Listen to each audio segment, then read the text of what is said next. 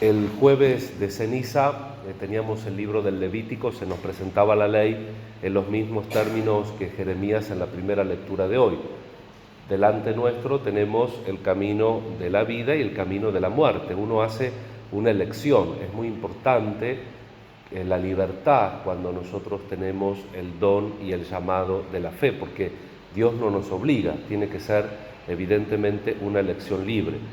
Aquí en el texto que hemos proclamado como primera lectura está lindo el sentido que el profeta hace de las plantitas que nacen a la orilla del agua, ¿no? Que son frondosas, que tienen hojas y tienen frutos y que además resisten la sequía. Y distinto es aquel que crece alejado del Señor. Imaginémonos un cactus seco, nada más lamentable que un cactus seco. Y con esta imagen también el profeta nos ayuda a ver que confiar en el Señor, que es un acto de libertad, termina siendo una bendición. Y no confiar en el Señor termina siendo una maldición, que es distinto pensar que Dios me va a querer más o me va a bendecir en cuanto a la cantidad de obras. La cantidad de obras va a depender de mi libertad en mi acercamiento y de la relación que yo haga con el Señor. Hay que entender bien esta frase: maldito el que confía en el hombre, bendito el que confía en el Señor. Porque tenemos que confiar en lo que es sólido, no tenemos que confiar en lo que es endeble y en lo que es necesitado. Por eso ahí aparece, como quien no quiere la cosa, una palabra que tiene mucho que ver con la teología, que es la palabra carne, traducida al griego sarx, que es la palabra que elige la revelación en el Evangelio de Juan para significar el verbo que se encarna. No dice hologos egeneto soma, el verbo se hizo cuerpo. Dice hologos egeneto sarx, el verbo se hizo carne. Y la carne en la Sagrada Escritura es una expresión de fragilidad. La carne es una expresión de necesidad.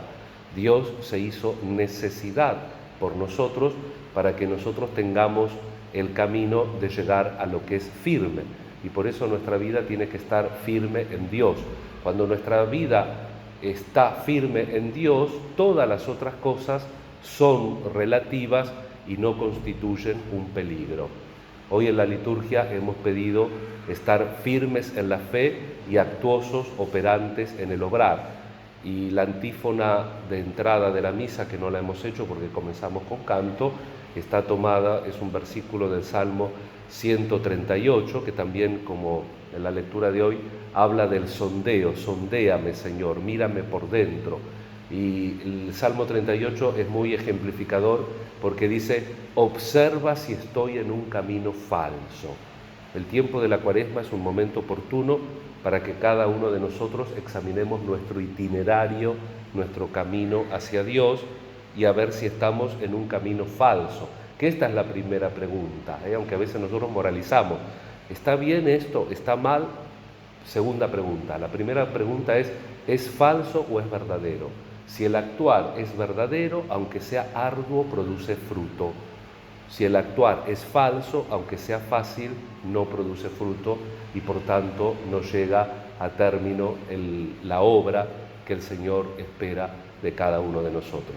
Y para particularizar más, la liturgia nos pone este texto tan conocido de el rico Epulón y el pobre Lázaro. Si ustedes buscan en el nuevo diccionario de la Real Academia Española, la palabra Epulón le dice persona u hombre que come mucho, que se regala, en una expresión española. Regalarse es mimarse. La gente dice, cuando tiene un problema, me mimé, mira lo que me compré, me mimé, se regala. Está bien, a veces la autoestima requiere que uno se atienda un poquito, porque no nos olvidemos que también eso lo tiene presente Jesús en el primer mandamiento: amar al prójimo como a uno mismo por amor a Dios, ¿no? Pero a uno mismo hay que amarse. Si uno no se ama correctamente es difícil, pero uno no puede vivir regalándose, porque el hecho de la necesidad de regalarse es precisamente una necesidad, es una imperfección. Y entonces nosotros no tenemos que confiar en la carne, porque la carne no es sólida, tenemos que confiar en Dios. Entonces, ¿cuál es el pecado del rico? La riqueza No. ¿Cuál es la virtud del pobre? La pobreza no. El pecado del rico es que ignora al pobre. El pecado del rico es que se apoya en lo que es frágil. Porque inclusive el texto da que tiene buenos sentimientos. Cuando Abraham le dice la imposibilidad de que Lázaro le refresque con esa gotita de agua sus labios ardientes, dice, bueno, pero yo tengo 5 hermanos, envíalo. Y entonces Abraham le dice, tienen a Moisés y a los profetas. A ustedes les dirían, tienen al padre Alejandro, escúchenlo. No es que si resucita un muerto, es que si no escuchan, aunque resucite un muerto, porque es la actitud. Es donde yo apoyo mi vida, cuál es el fundamento de mi existencia. Y entonces el predicador es un cartón pintado, porque el predicador uno puede acotar un poco de diversión, un poco de aburrimiento, pero lo que hace el sendero del camino espiritual es mi apertura a Dios. Por eso también Santa Teresa, que estaba en un grado avanzadísimo de vida espiritual, le importaba 3 pimientos la calidad moral del sacerdote que la atendía, porque ella no buscaba al sacerdote, ella buscaba a Dios. Y eso es lo que tenemos que aprender a hacer nosotros en toda circunstancia y en todo lugar.